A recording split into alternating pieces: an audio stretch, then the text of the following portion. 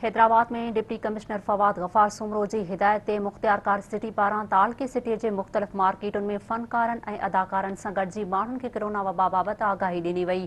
मुख्तियारकार city Abubakar सदायो फ़नकारनि इसरार लगारी, अकील कुरैशी, मंज़ूर मुराद, रुखसार मेमुण, इकरार, वहीद अली ख़ान, अरशद शेख ऐं ज़ुल्फ़कार कुरैशीअ सां गॾिजी दुकानदारनि, स्टाफ ऐं ट्रांसपोर्टर्स में पम्फलेट तक़सीम कंदे खेनि कोरोना वबा बाबति आगाही ॾिनी। मुख्तियारकार सिटी फ़नकारनि सां गॾिजी मुख़्तलिफ़ मार्केटुनि जो दौरो करे दुकानदारनि ऐं स्टाफ खे वैक्सीनेशन करण जी सख़्तीअ सां हिदायत कई। उन मौक़े ते फ़नकारनि पंहिंजे परिस्तारनि ऐं दुकानदारनि खे अपील कई आहे त ज़िले इंतिज़ामिया सां सहकार करे वैक्सीनेशन कराए पंहिंजे ऐं पंहिंजे ख़ानदाननि जूं ज़िंदगियूं बचायो। फ़नकारनि वधीक चयो आहे त कोरोना जी चौथीं लहर अची रही आहे, जंहिंखां बचण लाइ वाहिद रस्तो वैक्सीनेशन कराइणु आहे। तंहिं करे हर सूरत में वैक्सीन कराई वञे।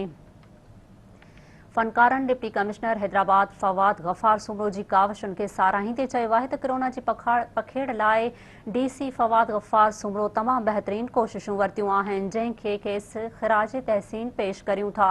उन मौक़े ते मुख्तियारकार सिटी अबूबकर सदायो जो चवणु हुयो त हीअ एक्टिविटी करण जो मक़सदु शहरियुनि खे कोरोना वबा खां बचाइण लाइ दुकानदारनि ऐं शहरियुनि खे वैक्सीनेशन बाबति आगाही ॾियणु हुयो। दुकानदार ऐं उन ते कमु कंदड़ स्टाफ हर सूरत में वैक्सीनेशन कराए त जीअं उन आलमी वबा जी जंग में पाण सुरख़ुरू थी सघूं।